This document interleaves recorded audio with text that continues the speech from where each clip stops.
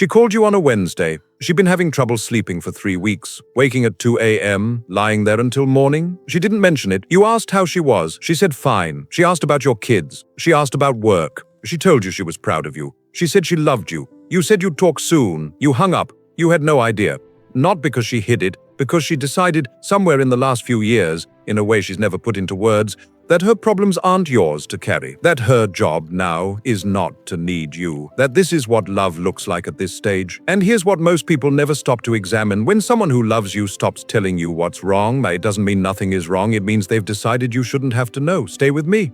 Because what I'm about to tell you changes how you hear every "I'm fine" they've ever said. There's a belief most of us carry around without examining. It sounds reasonable. It sounds like common sense. If something were really wrong, they'd tell me, we believe this, not because it's always true, but because we need it to be, because the alternative is uncomfortable, because it means we'd have to look closer, ask harder questions, stay in the conversation instead of moving through it. They'd say something.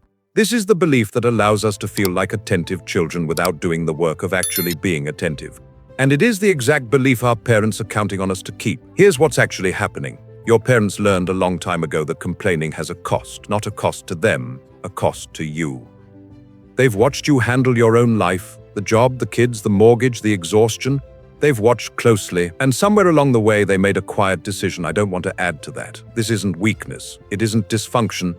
It is a specific kind of love, the kind that has learned to hide its needs so the other person doesn't feel burdened. And the older a parent gets, the more practiced they become at it. Until "I'm fine" isn't a lie. It's a reflex, not because it's true, because they've decided it's kind. The silence isn't nothing. The silence is a form of love that you've been misreading as information. And there's one more layer to this, one that's harder to sit with, and we're going to get there. Think about the last few times you talked, not what was said, what wasn't. Did they mention the need that's been bothering them?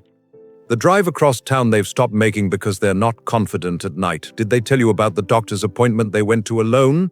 Because they didn't want to worry you with it beforehand, and didn't want to bring it up after. If they didn't, it's probably not because nothing happened. It's because they ran a quiet calculation before you even picked up. They know how your week sounds, they know what you're carrying, and they've decided, lovingly, protectively, without any trace of martyrdom, that their need to be heard is smaller than your need to not worry. There's a reason for this that goes deeper than personality. Many parents, especially of a certain generation, were raised in a world where asking for help came with a sting. Where pushing through wasn't just admirable, it was expected, where silence equaled competence and complaint equaled weakness. That architecture doesn't disappear with age. It goes quieter, it goes deeper, and it starts to look, from the outside, like everything is fine. There's a phrase that aging parents say constantly, but almost never to their children. They say it to themselves before the call begins. I don't want to be a burden. It covers loneliness, not the dramatic kind, but the kind that settles in on weekday afternoons when the house is too still. It covers a new medication they're not sure about, a worry they turned over for a week before deciding not to mention, the small losses, the things they used to do without thinking that now take effort, the garden they can't get to anymore, the friend who moved or declined, or doesn't call as often. "I'm fine" covers all of it. Not because they're hiding it from you, because they've chosen for your sake to compress everything into 2 words that fit neatly inside a phone call. And it works, because you let it. When was the last time you asked them a question they actually had to think about to answer? Here's the part that's hardest to sit with. They are giving you signals, not the ones you're used to looking for, not tears, not direct statements, but the kinds of signals that only register if you're paying close attention. They ask about you more than they used to. When someone has retreated from their own inner life, they go deeper into yours. How are the kids? How's work? Tell me something good. When your parents ask these questions in the first 2 minutes of every call, it's not just politeness.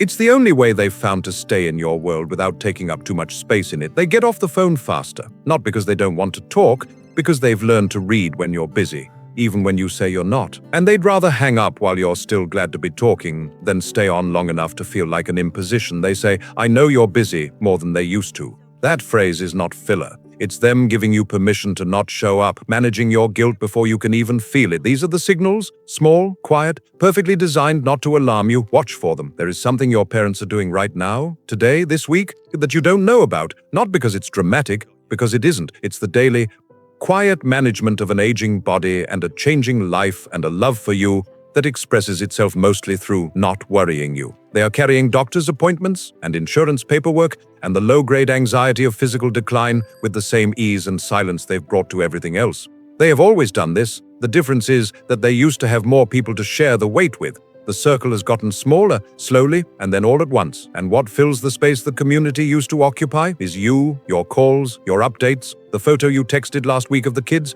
That is not nothing. That is, for many aging parents, the primary thing, and they are protecting it fiercely, silently, from their own needs.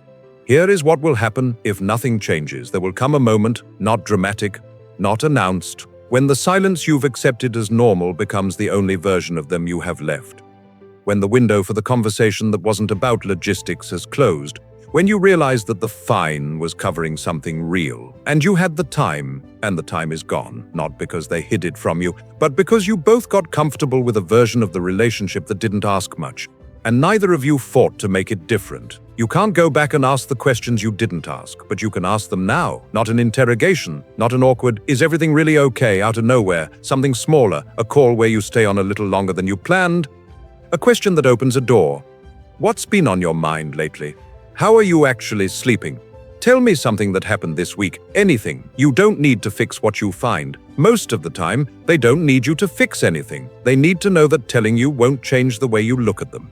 That there's room in your life, real room, for the parts of themselves they've been quietly editing out. The silence isn't a wall, it's a door they've been keeping closed for your benefit. You can open it. You still have time. If what you just heard stayed with you, there's a video on the screen I think you should see. It's about what your mom actually does after you hang up. What happens on her side of the call, in the minutes after you say goodbye, in a ritual of love so quiet you've never imagined it. It's the other half of this conversation. It's right there. Take care of each other.